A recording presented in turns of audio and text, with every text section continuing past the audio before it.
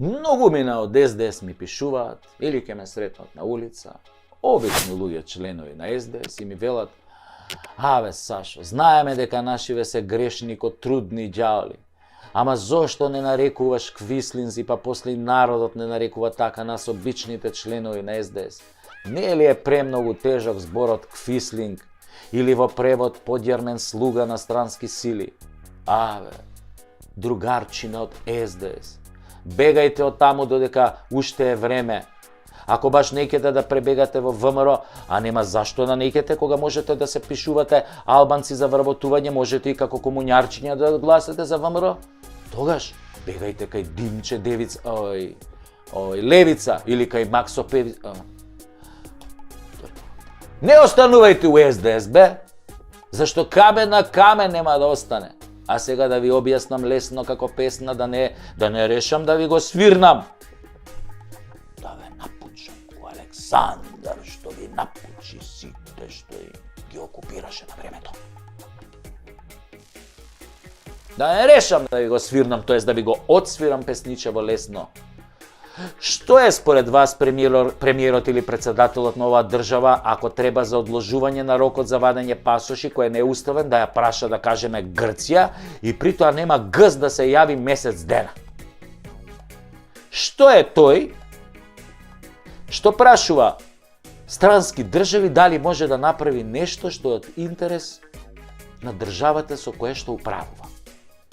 Да не ви го цитирам уставот и законот дека секој оној кој ќе стави својата држава во подредена положба кон некоја странска држава ќе се смета за предавник и подлежи на казна затвор до 5 години.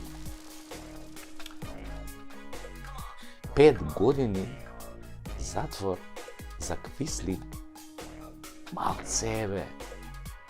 У времето на Тито немаше за квислици 5 години затвор. Имаше напучуење, ама пред стрелачки вод. 3 дена после преката пресуда, после прекиот суд.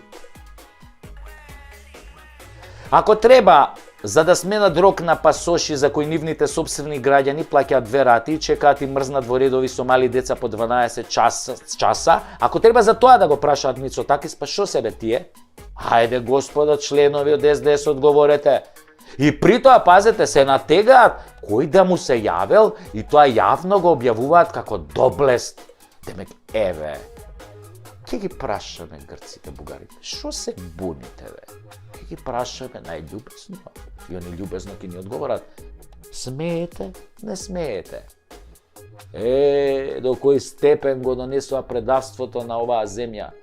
А Грција, Мадината, не ги чешаат од тој скапан преспански договор, немаат испочитувано ништо. Ама како што тврди поренешниот председател Иванов, се искешираат 120 милиона на домашниве лепотани и чекаат извршување на превземените обврски. А што правиме ако е точно, а 99% е точно дека овие земале пари? Не сме сигурни, значи не можеме да тврдиме, ама еве, така се збори, дека зеле пари. Па тоа е предавство од најлош вид. Предавство за пари. А Иванов, кој беше шеф и на македонското разузнавање и врховен командант по долг период, цели 10 години во 2 мандата, сигурно дека ги знае работите од прва рака. Епа, драги мои обични членови од СДС, што се тоа ако не се квиснизи? Да не земаме пример дека непринципиелно е антидемократски советување дека ќе им дадат неограничена власт, каква што гледаме сега од ДУИ и Алијанса, им ветуваат на албанските партии да одат со нив заеднички на избори, на заеднички листи, само со цел да се спасат со албанските гласови. Не ли е и тоа предавство на македонските интереси само за да останат на власт?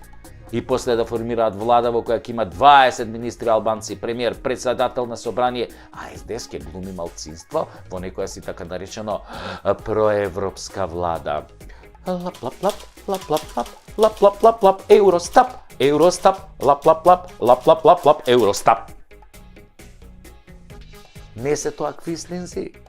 Не затоа што ќе одат со албанците во коалиција, затоа што само од предавничките причини нивни ќе создадат влада во која малцинството ќе владее со мнозинството поради нивната политика.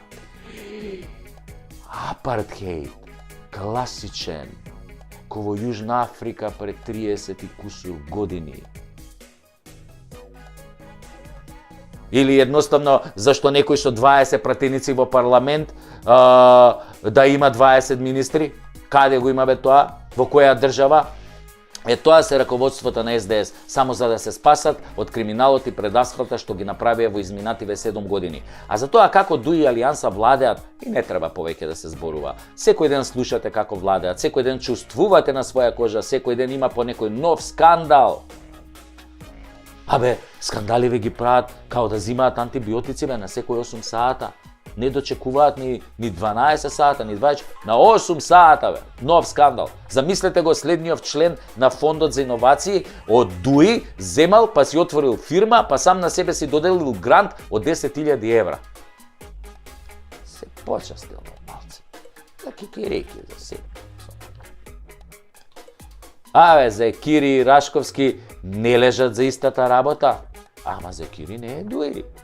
ДУИ се американско милениче. Зајче со волчи забик од книгите на Стивен Кинг. Милно американско домашно галениче кое кине што стигне и колку стигне. Абе, не ви ги кине завесите? Не ви кака удневна по персијанецот? Државата ви ја распарчуе, море, хеј. СДС веќе склучиле пакт со Луцифер, како ДУИ мислам, да останат на власт. А вие, овци за месо и волна, да гласате за СДС, за да може ДУИ пак да владе. Тоа е вистината, драги мои членови на СДС. И не ми пишувајте веќе, јас немам моќ. Шо можам бе ја да сменам? Јас сум само так. Стендап, комичар, изведувач, сатиричар, следач на состојбите.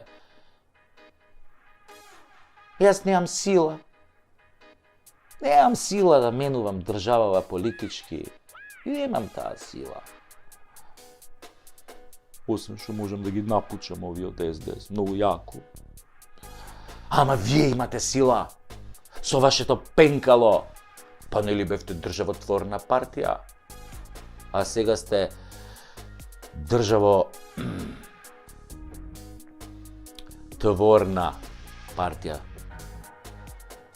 Зашто државата од вас смрди ка творбе смрди. Смрди сегде, во Европа и светот. И тоа квислиншки твор. Твор квислинг ти е највише смрдат. Трујат!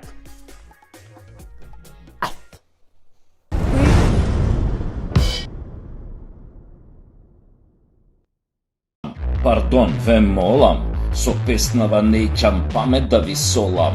Наместо својот народ го одбравте Брисел и ке го јадете за брзо, не ми е ни кисел. Не е заебанција, не е шала, таче е мирната дворска будала. Наталат Ајнштајн и груби Тесла, по 3 пати на ден им цица весла.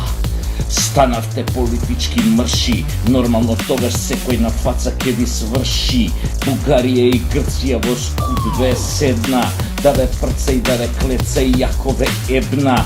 На сотони станавте миндер кокони, на пролет во есен, лете и зиме. Им шитнате минато сегашност, македонско име. Место учебници на деца делите лубриканти, кога родители се бунат за вас тропаат канти. Кажавте не на дениција и традиција, учите деца на екзактна федериција.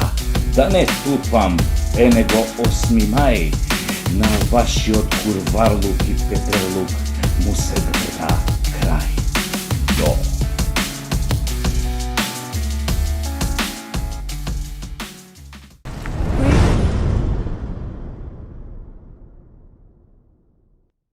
Пред некој ден гледам еден клип сниман во Приштина, во кој се интервјуираат албанци за тоа што би направиле доколку на власт дојде Доналд Трамп и ја затвори американската база Бонстил во Косово.